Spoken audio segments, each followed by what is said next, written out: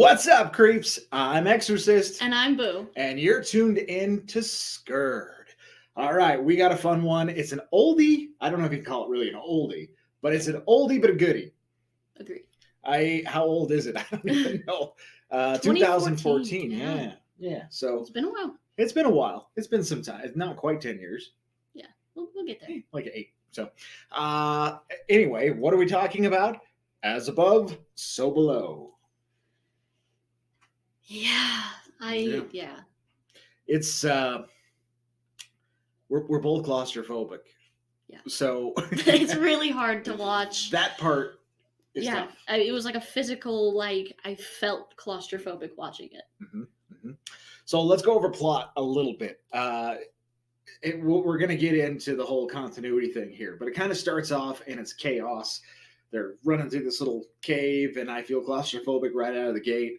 And then they go back to this like setting where they're talking about her learning about this rose stone and being able to start unlocking stuff that her father was looking at, and that is, old school riddles, if you would.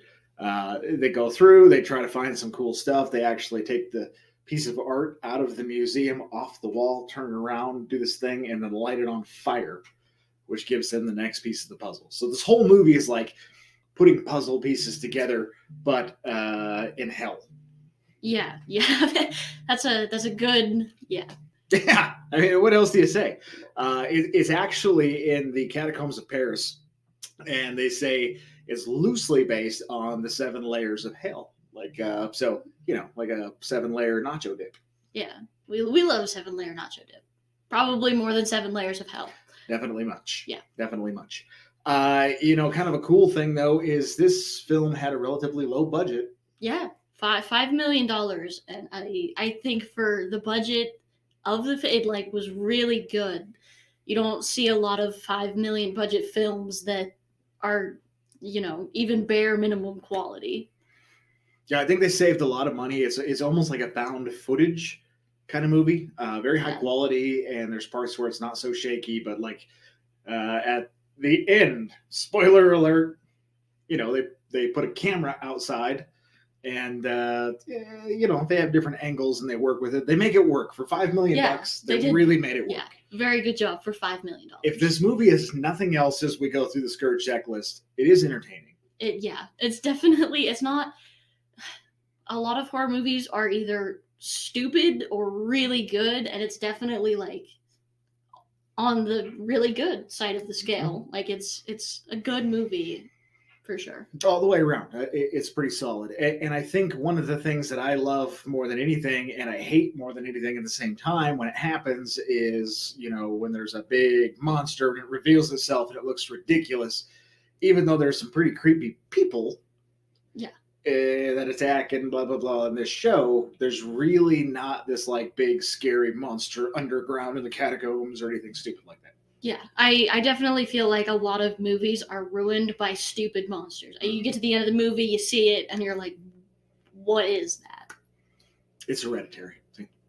Okay, so we gave you a whole bunch of plot. Hopefully we didn't spoil anything too much for you. But we're going to dive right into this thing, and we're going to go all the way through the Scurred checklist and give you our final rating. I'll start us off. I'm going to go with the cast. Now, the cast overall, we meet some characters kind of later in the film. When they're going down into the catacombs deeper, they need a guide almost. Right. But then you find people that were lost before that. Yeah, that's hard to... Yeah, just get lost in the Paris catacombs, and then suddenly you're found by a guide and more tourists. Yeah, it was all very weird because that person's been missing for a long time. Right. And how are you still alive? Right. What are you eating? So, overall cast, pretty good. Perdita Weeks played Scarlett Marlowe. She's kind of the main character. George is Scarlett's ex, but he also is a pretty cool dude. He's probably my favorite character in the whole movie. Yeah, I agree. Edwin Hodge plays Benji, who's the cameraman and tech specialist. Does a great job of running through these damn catacombs. and holding the camera still. Yeah, I don't think I would be able to do. Like, No. I already am shaky, and so I record anything, and I look like, crazy. Wouldn't be good. The person they meet a little bit later on is Francois Civil. He plays Papillion, and Papillion is kind of the tour guide of the 7 layers of hell.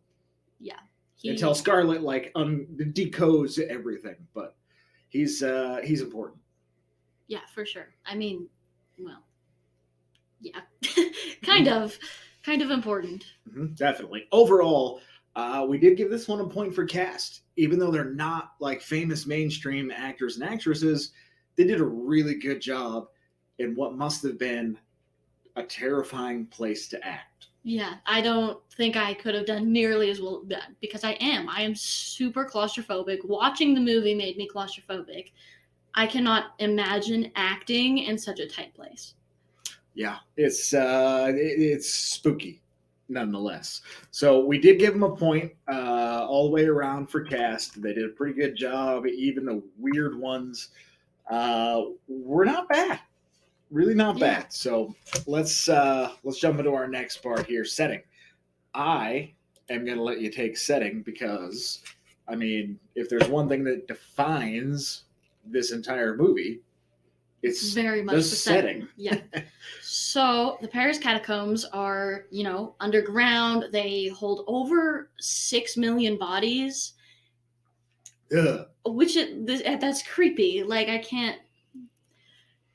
It was really hard, but they used it to try to kind of put an X-nay on the overflow that were in cemeteries. They needed more room. Because the bodies stunk. Right. And they were, I cannot imagine. I cannot imagine. So in 1774, there were, walls that collapsed in a cemetery, and it just became urgent that cemeteries were not used. So, yeah. Well, they've been mining the limestone in the area, and almost all of Paris, old Paris, is built out of the limestone that they carved. And then, hey, we've got these big tunnels. Why not just throw 6 million dead people in them? I just can't imagine, like, being in there. I'm sure it has like a completely different vibe, like unreal. Yeah, you look at the pictures and like the walls, and especially you can like identify the skulls on the wall, and you're like, oh, those are cool. That's skulls, but there's entire walls made out of bone.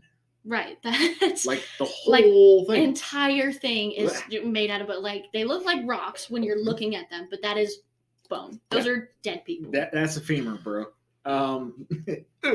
Yeah. Patella. Pretty creepy.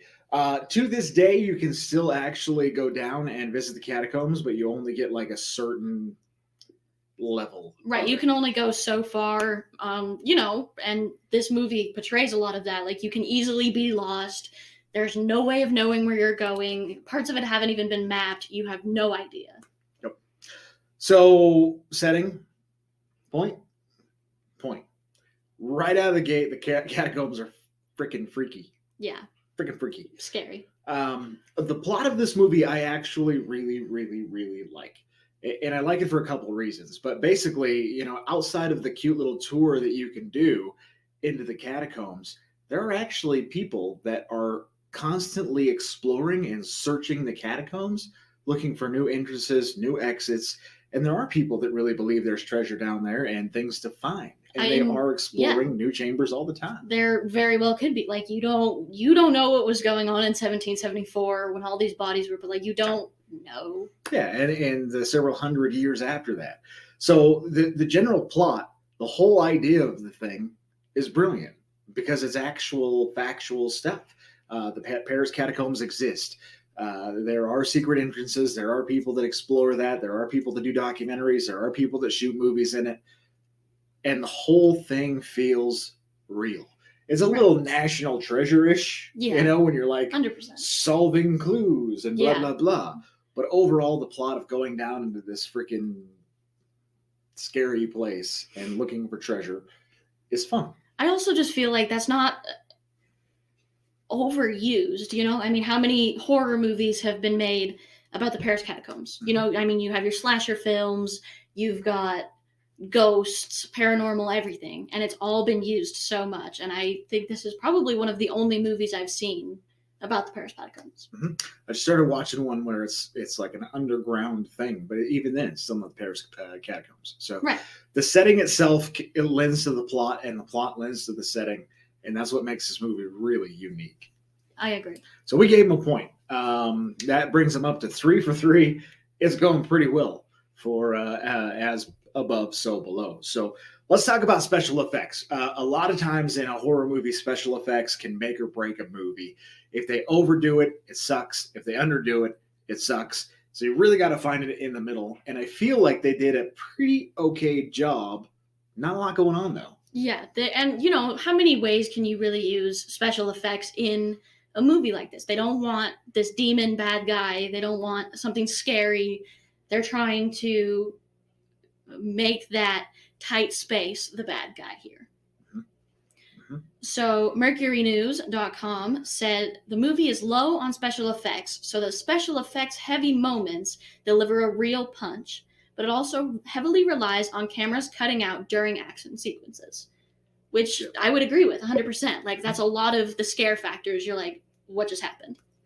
Well, there's one guy and he's climbing a rope. It's not really a spoiler. You know people are going to die. It's a horror movie. But he falls straight down. Boom. And rather than showing the guts and the blood and everything else, they show the body impact. Bloop. And then they cut.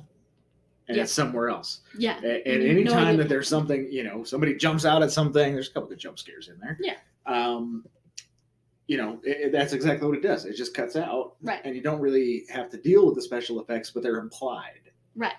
I feel like, and that's a huge part of the movie, is being able to, you know, make something scary without the overuse of special effects. Very much so. So FX, what do you think? I'll give it a point. I mean, for what they did use, they did a really good job with it. I like it. 4 for 4. Here's where they lost me. Continuity. This film jumps all over hell. Like, literally. Yeah. You know, it starts with chaos, and all of a sudden they're doing a documentary, and there's like an interview, and then there's this weird treasure explanation, and then it's back into hell, and then it's out of hell, and then it ends with more it's really hard to follow, for sure. If you aren't paying attention, you're lost. Seriously, in the first 5 or 10 minutes, if you're, you know, texting on your phone or something else, forget it. You've got to start over. I had to start over. Yeah. That's just my fit of honesty today. I've seen this film like 10 times. Yeah. But I watched it again today because... You got to brush up. Yeah, that's what I do. I'm an exorcist, you know. Yeah. Scary movies. Gotta know my stuff. So we did it. I went through it, and the continuity is just all over the place. I couldn't give him a point. I couldn't. Yeah. I definitely, it was all over the place, really hard to follow. You have no idea what's going on. So antagonist is kind of an interesting category for this movie. Who would you define as the antagonist? Personally, I feel like the catacombs themselves are the antagonist. Like, all of these people are dying and getting lost and bad things are happening. And there's no real monster. It's just the element of, we're stuck in this place. We don't know how to get out. We're lost. There's people. You don't know what's going on. Yeah, it's the environment itself. And I agree. I mean, there's some weird stuff that happens. But overall, all of the problems stem right from you're in the catacombs. Right. So I agree. Antagonist, and guess what? I think we have to give it a point because that's the whole basis of the movie. Yeah. The whole thing is based on the catacombs and the kind of things that happen in them. Yep. Agreed. So for antagonist, I definitely say we give it a point, which is going to bring it to 5 out of 6. Really not so bad so far. So, you know, I think the next natural place we go on the Scurred list is the ending. And I think the ending might be controversial as far as our opinion, because I think some people will be like, oh yeah, that worked out good. Right. That's sick. Yeah. Like, happy for them, you know. I didn't like it. I agree. It was not great. It was, like you go through all of this chaos and the whole thing is kind of giving you anxiety because you have the claustrophobia going Right. on, and then all of a sudden everything is just done. It's okay. Right. Everything's okay. Yeah, and what kind of ending is that? Like, things just work out? Kind of work out. For some of them. Yeah. No. It just doesn't seem like the best horror movie ending. Like, yeah, most of them are fine. You just feel like you're going on a ride with movies, and then it escalates, and yeah, there has to be a point where it kind of drops off. I just hate that in this particular case, that was the end. Right. I feel like there could have been more. Mm-hmm. I think for. Mm-hmm. And I don't want to. I'm trying not to spoil anything, but like at the end, what really could have happened is this whole like parallel dimension. Yeah, that would have been sick.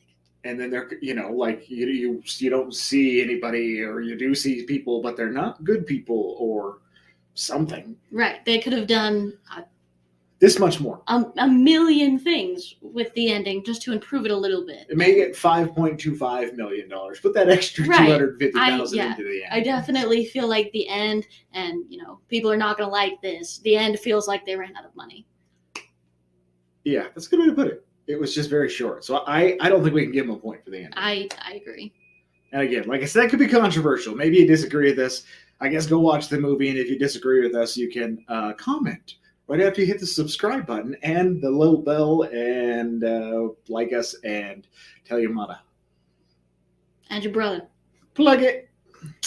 Let's see. So that brings us into the tier 3 here. Spooked, shaken, or scurred. And you basically get a point for each level. So how are you feeling about this one? I definitely wasn't scared. Mm-hmm. It's not scary. I feel like it's more of a mental kind of thing. Like, oh my God, that's a tight space. That's creepy. And then you kind of feel it on yourself. But that's really the only aspect that was scary. Yeah. And I might have been shaken, like kind of a level 2 scared, but again, I think the end takes you right out of that. It just pops you out of what you're feeling. Because when you're in it, like you said, you can put yourself in their shoes, and all of a sudden you're stuck in the Paris catacombs and you're crawling through this little tiny space, and you're like, there's probably 2 or 3 parts of that movie where I actually physically couldn't breathe. Yeah, I definitely, it was a physical thing for me. There was a lot of points in that movie where I was like, oh my God, like that, I don't like that. But that was it. Yeah. So I think on Spooked, Shaken, and Scurred, they only get 1 point. But that's gonna, really bring it full circle. Yeah. This is a good movie. It's entertaining. I think the Scurred scale is right. I think this movie is a solid 6. Yeah, and even if you go on IMDb and all of these other places, you'll see that a lot of places it was ranked as 6. So yeah, I don't think our review is wrong by any means. No, I think a lot of people agree with us. I feel like I should have read some reviews to see that, a lot of people probably said that ending was trash. Yeah, it's a little bit weird, but overall 6 is not a bad score. If you have nothing better to watch, or you just want to be entertained a little bit and see some of the Paris catacombs, check it out. As above, so below. I think it's worth the watch. Yeah, I agree. It's worth watching. I feel like my little brother could watch it. He's claustrophobic too, though, so he'd probably be like, yeah.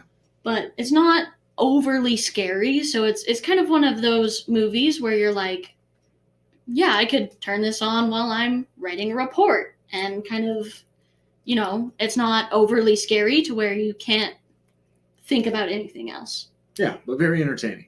And if you've seen it before, seeing it again and then again and then again, you start to appreciate the story even more. So I would recommend not only watching it, but watch it a couple times, and then by the 3rd or 4th time, you can relax a little bit and not think about all the chaos going on, and do some homework and listen to it in the background or whatever. But overall, yeah, I think 6 is the perfect score. I would recommend watching it. I do think it's fun, and that's kind of what I got. Anything else?